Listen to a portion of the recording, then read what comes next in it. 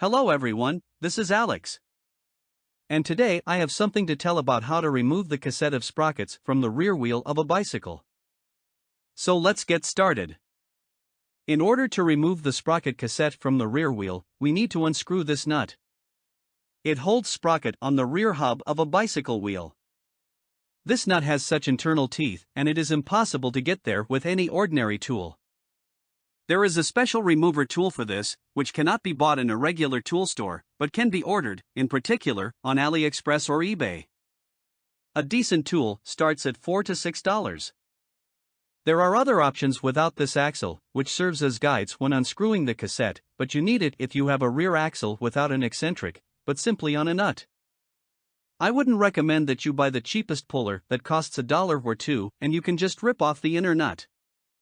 Look, everything is really very simple here. We take this tool, insert it into the nut, and then we just have to unscrew it. You can unscrew it with an ordinary wrench, for example, this one. This wrench is very handy, one for any nuts. But here comes a little snag. What's this? Look, we can very easily screw this nut because our cassette has free play in one direction, but if we try to unscrew it, the cassette will spin. What to do with it? People on the internet offer several options for how you can hold this cassette with your own hands. The most interesting thing I saw was to take a rag, put it on the sprockets, and turn this nut counterclockwise. I tried this, but unfortunately it didn't work.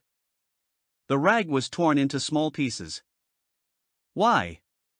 Because on this nut, if you look closely, the tightening torque is written. This is 40 newtons per meter, that is. Here is such a lever 1 meter long. I can show this lever, here it is. It's like a wrench 1 meter long. That is, you need to apply a force of 4 kilograms to its end in order to properly tighten this nut. Accordingly, if this nut is tightened with a torque of 40 newtons per meter, then you cannot hold your sprocket with any rag. The second very interesting option, which I saw in the same tips on the internet, from some crazy owner, you can take such an old chain and throw it on a sprocket like this. Let's try to do it. And it seems that we even somehow managed to hold it on. He advises winding the other side of the chain around the wheel. Tighten it like this.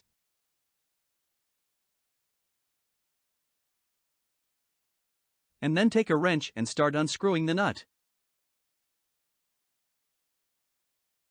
Theoretically, everything should work, but what will be the ambush?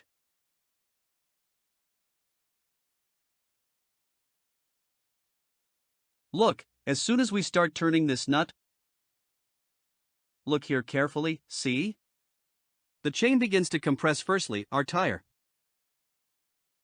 And secondly, yes, I tried to do it once and my tire pressed against the rim and I corny jammed the rim of the bicycle wheel. That is, yes, this is some kind of solution to the problem, but not a solution. If you don't want to change the rim later, please don't. And, accordingly, the third option. You can buy this holding tool here, it's called a whip. On AliExpress, for example, it costs about $12 to $15 if not the original. And if this is the original, then if you take a branded whip, then the price will be $25 to $30. And you have to wait 2 to 3 weeks for delivery. Let me show you how to make a whip yourself. It will literally take 3 minutes. For this you will need this old chain. You will need a screwdriver for this. I use a screwdriver and 4 screws with which you just screw this chain. It is advisable to take the stick itself from solid wood. Once I took some kind of plywood stick, and the screws were pulled out of it while I unscrewed this nut. So, we fold one end of the chain 2 times. That is, with this place we will apply our puller to the sprocket, insert a self-tapping screw there, and simply screw in this screw.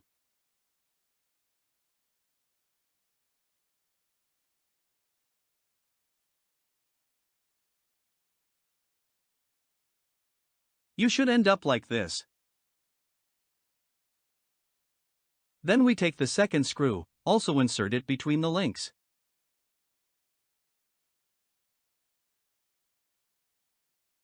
And look, in principle, the whip is ready.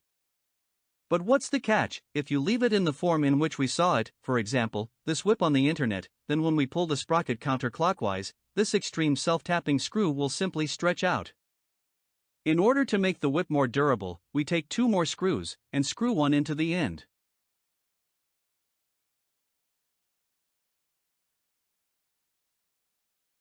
And we bend the chain a little to the top of the bar so that all the thrust falls on these 2 screws perpendicular to their axis. And then don't take them out. Look what happened. Here is such a homemade whip. It replaces the original $30 whip very well. Now let's start unscrewing the rear cassette. Here is our wheel. We take the puller, install it in the nut. Next, we take the whip made, put it on the sprocket and circle the chain around the bar.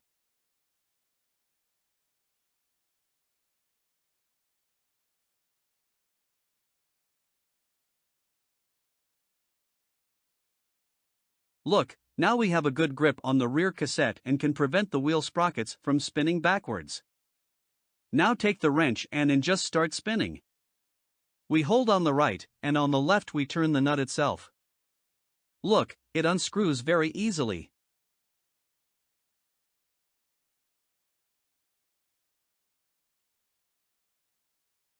And now you can completely unscrew it by hand. And here is the nut. Be careful, there is a spring that keeps this nut from rotating, don't lose it when you remove the nut. We put the whip and remove the cassette, here it is in our hands. Cassettes are different. As you can see, here some sprockets stand separately, some are stacked, and after you throw away some sprockets or the entire cassette, you can put it back. Look, it is basically impossible to mix up the cassette during installation. On the free hub itself, which rotates, these are slots that prevent the rotation of the cassette, they are the same for everyone. But there is one guide slot, in this case, this one, it is narrow.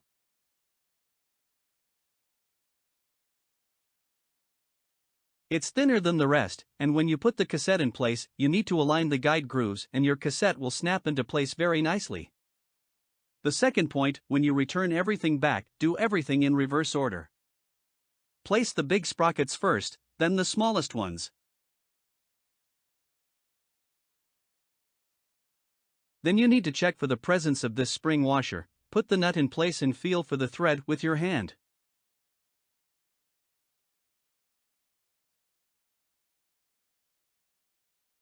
Carefully tighten this nut by hand. It clicks its notches slightly. The hub also has notches, they prevent the nut from turning away during writing. We put our puller and first we must stretch it out by hand to make sure that the nut is in the thread. Otherwise, you will simply break the thread and you will have to change the rear hub. And most importantly, when you tighten the nut, the free hub seems to be holding the cassette, but it does not seem to be spinning. But when you tighten this nut to 40 newtons per meter, you can twist the spokes or damage the ratchet itself. Therefore, I strongly recommend that before tightening the nut, put the whip on the sprocket again, but with the reverse side. And, when you tighten this nut, be sure to hold the cassette itself with the whip. Otherwise, then you can just get either to replace the rear hub or to torn spokes. This can be completed.